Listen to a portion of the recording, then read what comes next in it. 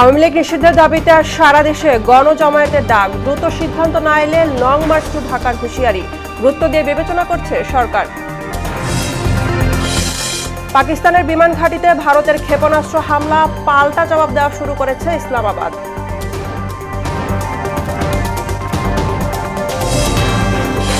রোহিঙ্গা সংকটে নতুন মোড়, ফেরত পাঠানোর বদলে 1 বছরে অনুপ্রবেশ 1.25 লাখ, অশনি সংকেত বলছেন স্থানীয়রা।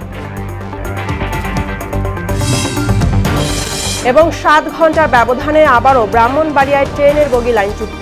পরপর দুটি দুর্ঘটনায় যাত্রীদের উদ্বেগ, দীর্ঘ সময় পর রেল চলাচল শুরু।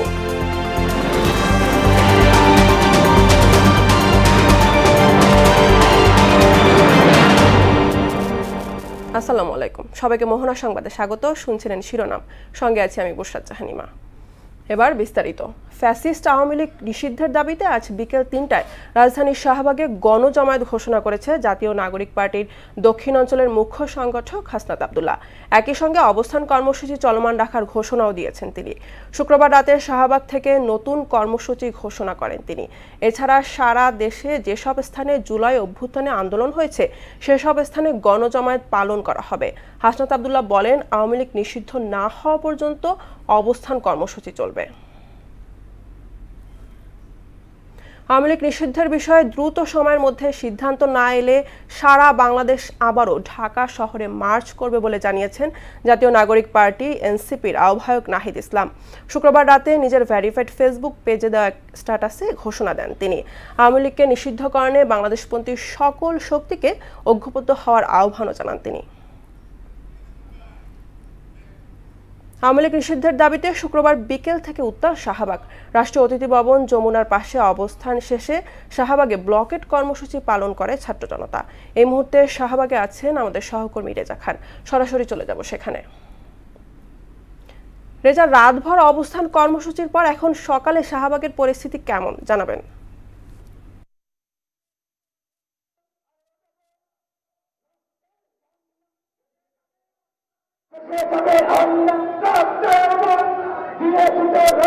হ্যাঁ, আমরা আছি এখন শাহবাগে। বৃহস্পতিবারে বাংলাদেশের সাবেক রাষ্ট্রপতি আব্দুল হামিদ বিদেশে চলে যাওয়ার পরেই কিন্তু এই আন্দোলনের সূত্রপাত হয়েছিল। সেটা প্রধান উপদেষ্টার বাসভবন যমুনার সামনে ডক্টর ইউনূসের বাসভবন ঘেরাওয়ের মাধ্যমে এই কর্মসূচির সূত্রপাত হয় এবং বৃহস্পতিবার রাত থেকে কিন্তু আজ পর্যন্ত সেই কর্মসূচি চলমান। যমুনার সামনে থেকে যে অস্থায়ী মঞ্চ ছিল সেটি এখন তুলে ফেলা হয়েছে এবং সেটি এই শাহবাগ থেকে এখন কিন্তু এই আন্দোলন নিয়ন্ত্রিত হচ্ছে। আমরা আজকে দেখছি যে সকাল থেকেই এই আন্দোলনের নেতাকর্মীরা এখানে জড়ো হয়েছেন এবং তারা কিন্তু স্লোগানে উত্তাল করে রেখেছেন এই জায়গাটি এবং তারা কিন্তু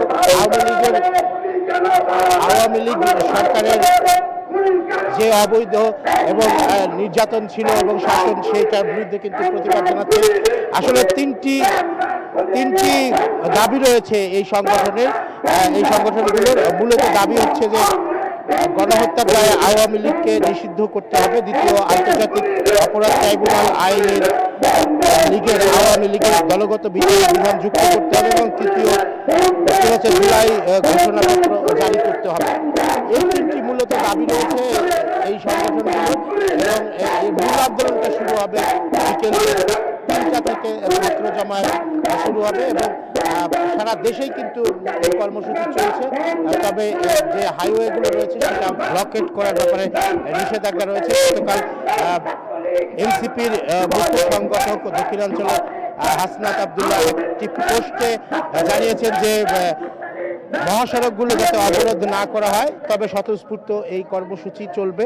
আমরা জানি ঢাকাতে বাড্ডায় সকাল 10টায় ব্র্যাক বিশ্ববিদ্যালয়ের শিক্ষার্থীরা সেখানে ব্লকেড করবে আমরা জানি এবং এই কর্মসূচি চলবে তারা জানাচ্ছে এবং তাদের যে এই কর্মসূচিটা হচ্ছে আওয়ামী লীগকে গণহত্যার দায়ে নিষিদ্ধ করা এবং দ্বিতীয় যে কারণটি হচ্ছে সেটি হচ্ছে আন্তর্জাতিক অপরাধ ট্রাইব্যুনালে তাদেরকে দলগতভাবে আওয়ামী লীগকে বিচারের আওতায় আনার বিধান সংযুক্ত করা।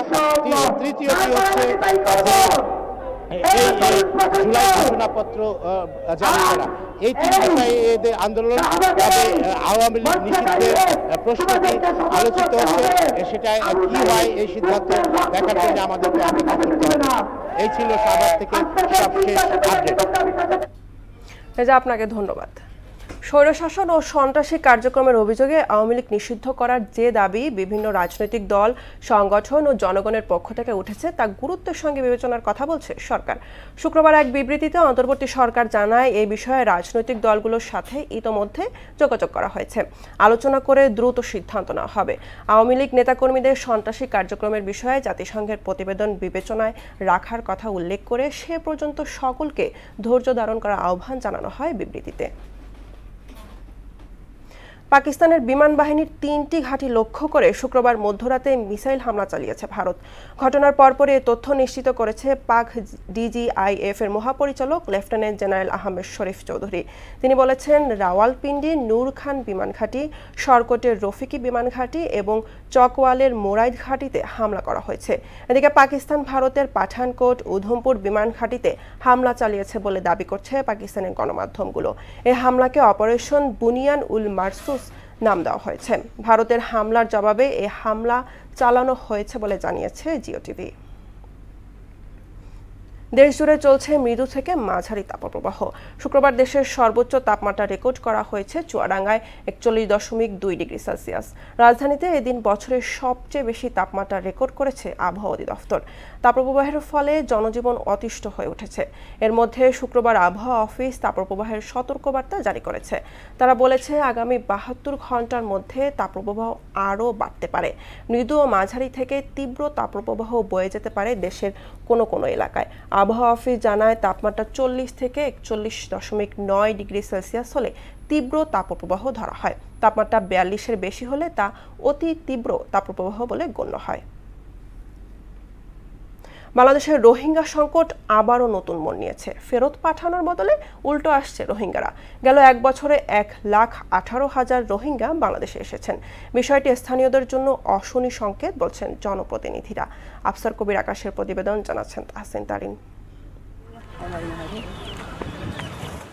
রোহিঙ্গাদের ফিরিয়ে নেয়ার বদলে উল্টো ভোজা বাড়ানোর চেষ্টা। আরও 1,18,000 রোহিঙ্গার রেজিস্ট্রেশন সম্পন্ন। শরণার্থী ত্রাণ ও প্রত্যাবাসন কমিশনারের কার্যালয়ের হিসাব বলছে, গত 1 বছরে 1,13,000 রোহিঙ্গা বাংলাদেশে এসেছেন। এতে দৃশ্যমান হচ্ছে রোহিঙ্গা অনুপ্রবেশ। জীবন বাঁচাতে সীমান্ত পেরিয়ে বাংলাদেশে ঢুকে পড়ছে রোহিঙ্গারা। রাখাইনে আরাকান আর্মি ও মিয়ানমারের জান্তা সরকারের মধ্যে সংঘর্ষকে এর পেছনের বড় কারণ বলে জানিয়েছেন পালিয়ে আসা রোহিঙ্গারা।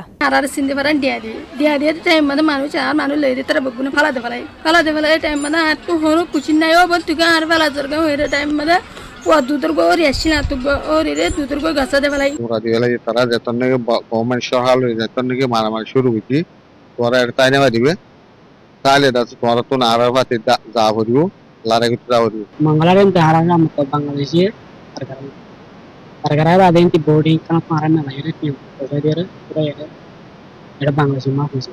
নতুন করে রোহিঙ্গা অনুপ্রবেশ স্থানীয়দের জন্য হতে পারে অশনি সংকেত। অচিরে স্থানীয়দের দেশ ছেড়ে চলে যেতে হবে বলে দাবি করেন এই জনপ্রতিনিধি। রোহিঙ্গা নতুন করে আসতেছে, এটা আমাদের জন্য একটা বড় ধরনের অশনি সংকেত।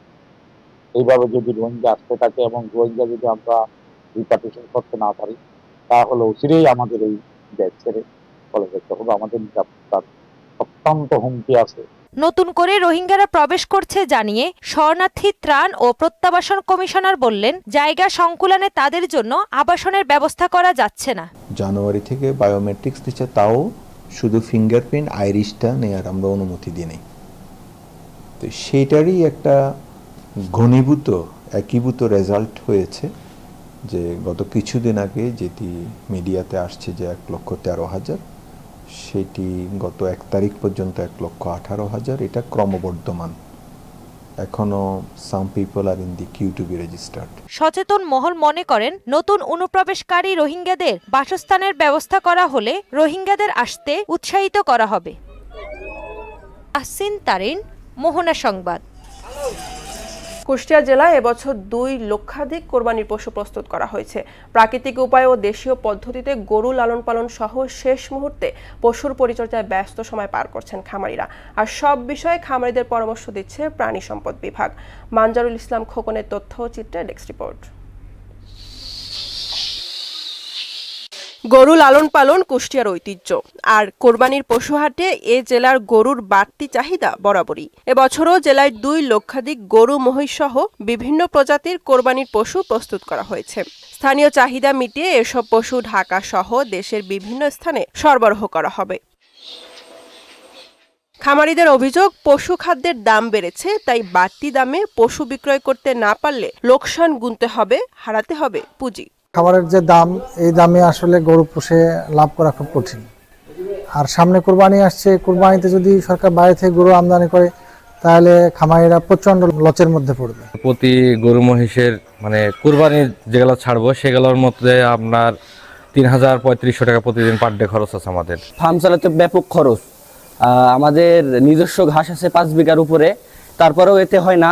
পশু খামারে কাজ করে অনেকের কর্মসংস্থান হয়েছে। পশু পরিচর্যায় তারা দিন রাত কাজ করছেন। 24 ঘন্টায় 7 জন এইভাবে ডিউটি করি। যার মতো সে ঘাস কাটতে যায় আর 2 জন মতো ফার্মে থাকে।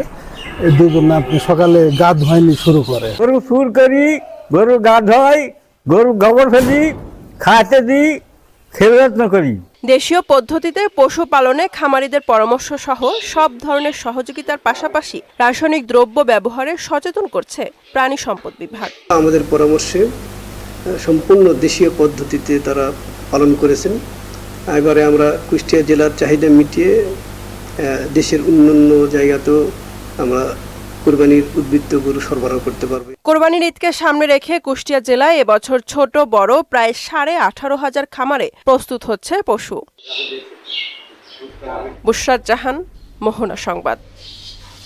ব্রাহ্মণবাড়িয়া রেল স্টেশনে আউটার সিগন্যালে ঢাকাগামী মালবাহী ট্রেনের একটি বগি লাইনচ্যুত হওয়ার 7.5 ঘন্টা পর আবারও একই স্থানে কক্সবাজারগামী একটি ট্রেন লাইনচ্যুত হয়েছে। পরপর 2টি ট্রেন দুর্ঘটনায় রেলযাত্রীদের মধ্যে বেশ উদ্বেগের সৃষ্টি হয়েছে। সকাল 6টার দিকে কক্সবাজার এক্সপ্রেস ট্রেনটির শেষ বগির একটি চাকা লাইনচ্যুত হয়। প্রায় 2.5 ঘন্টা বন্ধ থাকে ঢাকার সঙ্গে সিলেট ও চট্টগ্রামের রেল যোগাযোগ। এর আগে শুক্রবার রাত 10:15টার দিকে ব্রাহ্মণবাড়িয়া স্টেশনের পুনিয়াউট এলাকায় আউটারে একটি কন্টেইনার বাহী ট্রেন লাইনচ্যুত হয়। দীর্ঘ 7.5 ঘন্টার চেষ্টায় উদ্ধার কাজে শেষ শনিবার ভোর 5:33 পর্যটন এক্সপ্রেস স্টেশন অতিক্রম করে এবং আপ লাইনের ট্রেন চলাচল স্বাভাবিক হয়। এর অল্প সময় পর এই এলাকায় আবারও ট্রেন চলাচলের বিঘ্ন ঘটে। ফেনী সদর উপজেলার লেমুয়ায় নির্মাণাধীন একটি সেতুর কাজ গত কয়েক মাস ধরে বন্ধ রেখেছে ঠিকাদার। তাতে ভোগান্তিতে পড়েছে কয়েক গ্রামের হাজারো মানুষ। নির্মাণ সামগ্রী সাপ্লাই না থাকায় কাজ বন্ধ করা হয়েছে বলে দাবি ঠিকাদারদের। তবে চলতি বছরের শেষের দিকে সেতুর কাজ সম্পূর্ণ হবে জানালেন স্থানীয় সরকার প্রকৌশল অধিদপ্তর। সুরঞ্জিত দাগের প্রতিবেদন জানাচ্ছেন আফরিন পপি। ফেনী সদর উপজেলার লেমুয়া ইউনিয়নের চাঁদপুর লেমুয়া সংযোগ বেইলি সেতুটির ভাঙনে এলাকাবাসীর দাবির প্রেক্ষিতে বিগত সরকার 85.6 মিটার দৈর্ঘ্যের সেতুটি নির্মাণের জন্য প্রায় 10 কোটি টাকা বরাদ্দ দেয়। কাজ পায় ঠিকাদারি প্রতিষ্ঠান চৌধুরী এন্টারপ্রাইজ। চলতি অর্থ বছরের শুরুতে কাজ চালু করলেও দীর্ঘ 4-5 মাস ধরে কাজ বন্ধ রয়েছে। এতে চরম ভোগান্তি পোহাচ্ছে সেতুটির 2 পাড়ের মানুষ। তাদের একমাত্র ভরসা এখন কাঠের সাঁকো। কাজটা বন্ধ রয়েছে, কি কারণে বন্ধ রয়েছে এটা আমরা আসলে জানি না, এলাকাবাসী জানি না। ধরুন এই কাজ বন্ধ থাকার কারণে আমাদের যে ভোগান্তি হচ্ছে, রোগীর অসুস্থ কষ্ট হইতেছে, এই কারণে এই ব্রিজটার দ্রুত সমাধান চাই। প্রতিপক্ষকে অনুরোধ করি আমাদের এসটিআর ব্যবস্থা করি যেন কন্ট্রাক্টরের সহযোগিতা করে আমাদের ব্রিজটা দ্রুত শেষ হয়। প্রয়োজনীয় সবকিছুরই সাপ্লাই না থাকায় কাজ বন্ধ রাখা হয়েছে বলে জানান ঠিকাদার। এসটিআরটা পাওয়া যাচ্ছে না সারা বাংলাদেশে, ইম্পোর্টাররা ইম্পোর্ট করতেছে না, আর বিএসআরএম প্রোডাকশন করতেছে না। কেন করতেছে না এই প্রশ্ন তো আমি করতে পারি না তো উচ্চ লেভেলে। আমি কিন্তু আমার ঊর্ধ্বতম কর্তৃপক্ষকে লেখালেখি করতেছি আমাকে এসটিআর এর জন্য ব্যবস্থা নেওয়া হোক, যেখান থেকে হোক। চলতি বছরের শেষের দিকে নির্মাণাধীন সেতুর কাজ শেষ করার জন্য নির্দেশ দেওয়া হয়েছে বলে জানান এলজিইডি। নির্মাণ কাঁচামাল বিশেষ করে টেনশনিং কেবল লোকাল মার্কেটে শর্টেজ থাকার কারণে আমরা প্রকল্পটি নির্দিষ্ট সময়ে শেষ করতে হতে পারবো না, তবে আশা করি আগামী ডিসেম্বর মাসের মধ্যে আমরা শেষ করতে পারবো। ভোগান্তি লাঘবে দ্রুত সেতুটির নির্মাণ কাজ শেষ করার জন্য সংশ্লিষ্ট কর্তৃপক্ষের সুদৃষ্টি কামনা করেন স্থানীয়রা। আফরিন পপি, মোহনা সংবাদ। ঈদুল আজহা উপলক্ষে কুষ্টিয়া জেলার খামারিরা গরু হাটে তোলার জন্য পুরোপুরি প্রস্তুত। এ বিষয়ে জানাতে কুষ্টিয়া থেকে যুক্ত হচ্ছেন মানজানুল ইসলাম খোকন। খোকন, কোরবানির হাটে পশু বিক্রির জন্য খামারিদের শেষ মুহূর্তের প্রস্তুতি কেমন চলছে জানাবেন।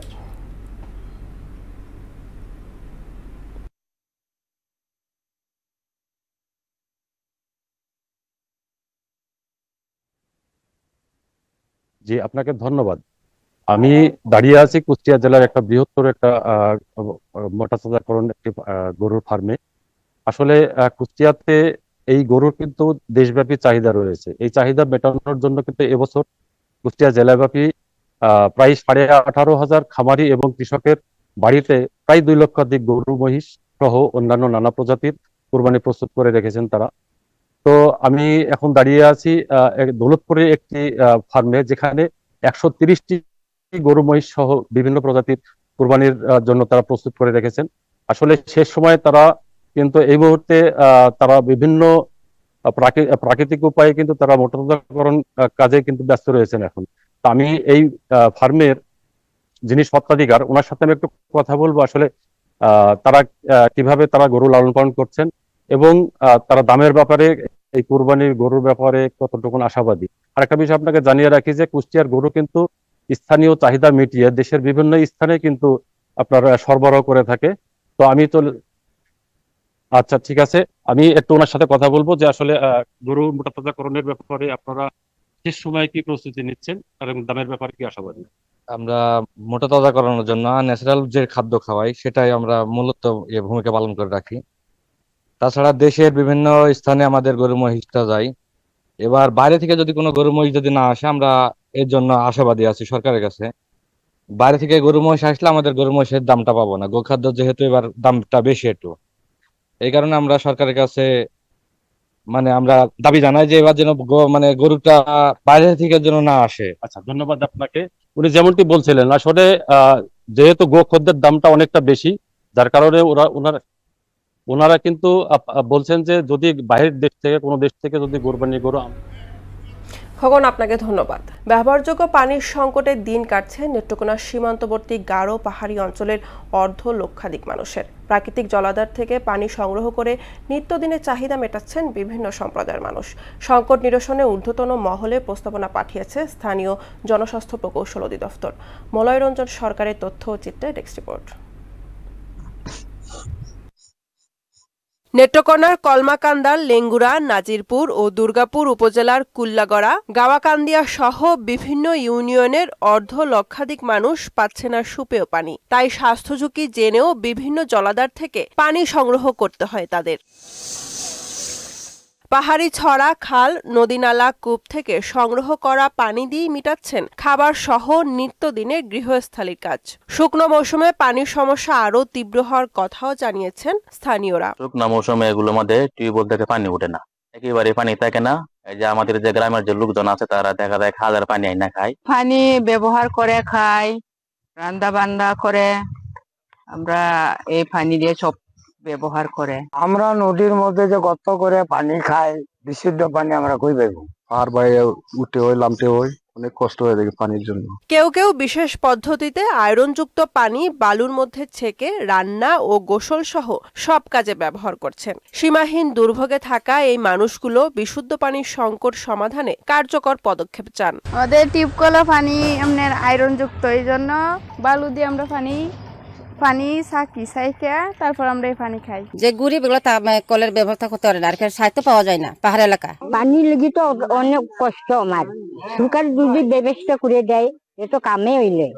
অচিরে যদি এই সংকটের সুরাহা করা না হয়, এবং আমি আশা করি যে প্রশাসন এর একটা সুন্দর একটা ব্যবস্থা করবেন। বিশুদ্ধ পানি সংকটের কথা স্বীকার করে এই কর্মকর্তা বললেন, সমস্যা সমাধানে প্রধান প্রকৌশলী কার্যালয়ে গভীর নলকূপ স্থাপনের চাহিদাপত্র পাঠানো হয়েছে। গত বছরে একটি প্রকল্পের প্রস্তাব দিয়ে আমরা বিভিন্ন কমিউনিটি টয়লেট, সাবমার্সিবল টিউবওয়েল সহ অন্যান্য উপাদান সহ একটি প্রস্তাব পাঠিয়েছে আমাদের ঊর্ধ্বতন কর্তৃপক্ষের কাছে আমাদের ডিপার্টমেন্টে।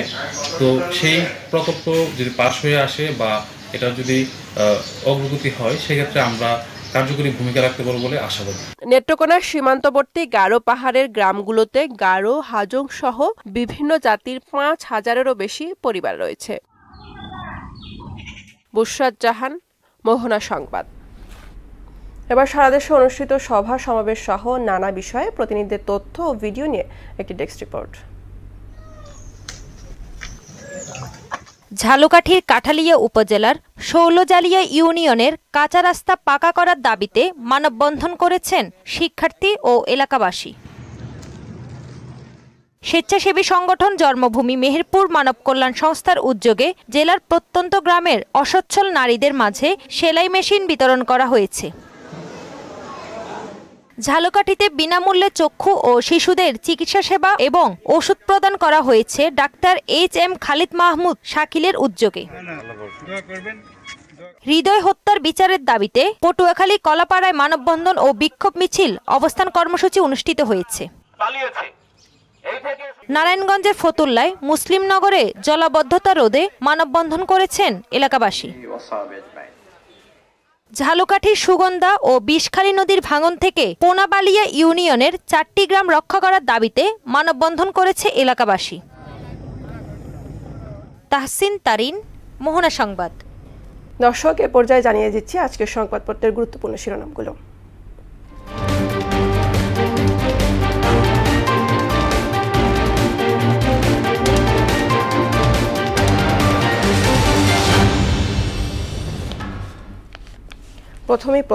প্রথম আলো শিরোনাম করেছে আওয়ামী লীগ নিষিদ্ধ না হওয়া পর্যন্ত অবরোধ চলবে। স্বৈরাচারের দোসরদের হয়তো দেশ থেকে সুযোগ দেওয়া হচ্ছে বললেন তারেক রহমান। দলগুলোর সঙ্গে আলোচনা করে সিদ্ধান্ত। দৈনিক ইত্তেফাক। ডিএনএর বেশি মিশ্রণে 2 খুনির ছবি প্রস্তুত সম্ভব নয়, সাগররণী হত্যাকাণ্ডের অপরাধী শনাক্ত নিয়ে মার্কিন প্রতিষ্ঠানের মতামত। আওয়ামী লীগ নিষিদ্ধের দাবিতে উত্তর শাহবাগ। সমকাল। ভারত পাকিস্তান উত্তেজনা তুঙ্গে বড় সংঘাতের আশঙ্কা। আওয়ামী লীগ নিষিদ্ধের দাবিতে টানা অবস্থান বিক্ষোভ। বাংলাদেশ প্রতিদিন। শাহবাগ ব্লকের ছাত্র জনতার আওয়ামী লীগ নেতাকর্মীদের ধরতে সাঁড়াশি অভিযান, রাজনৈতিক ঐক্যের খোঁজে বিএনপি। যুগান্তর। আওয়ামী লীগ নিষিদ্ধ প্রসঙ্গে সরকারের বিবৃতি, দলগুলোর সঙ্গে আলোচনা করে দ্রুত সিদ্ধান্ত। আওয়ামী লীগ নিষিদ্ধের দাবিতে উত্তাল ঢাকা, ফের শাহবাগ অবরোধ। ইস্টার পুনর্মিলনী অনুষ্ঠানে তারেক রহমান, আওয়ামী লীগকে পুনর্বাসনের চেষ্টা করছে অন্তর্বর্তী সরকার। The Daily Star. NCP protester block Shahbagh for ban on Awami League. Hospitals, diagnostic centres, 95% private facilities running without renewed licences. এই ছিল সংবাদপত্রের গুরুত্বপূর্ণ শিরোনামগুলো। শেষ করব মোহনা সংবাদ, যাবার আগে শিরোনামগুলো আরো একবার।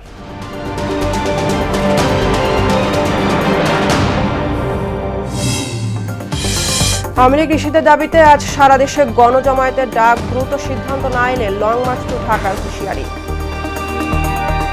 গুরুত্ব দিয়ে বিবেচনা করছে সরকার। পাকিস্তানের বিমান ঘাঁটিতে ভারতের ক্ষেপণাস্ত্র হামলা, পাল্টা জবাব দেওয়া শুরু করছে ইসলামাবাদ।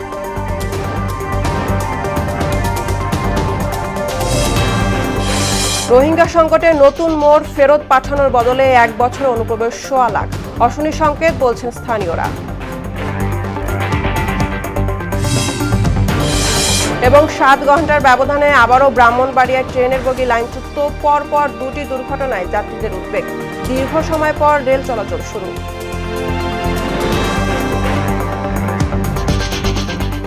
এই ছিল মোহনা সংবাদে। পরবর্তী সংবাদ দুপুর 1টায়। এর আগে দুপুর 12টায় দেখবেন সংবাদ এক নজরে। মোহনার সবশেষ খবর সবার আগে জানতে ভিজিট করুন www.mohana.tv। সংবাদ দেখতে পারেন ফেসবুক, ইউটিউবে। এতক্ষণ সঙ্গে থাকার জন্য ধন্যবাদ সবাইকে।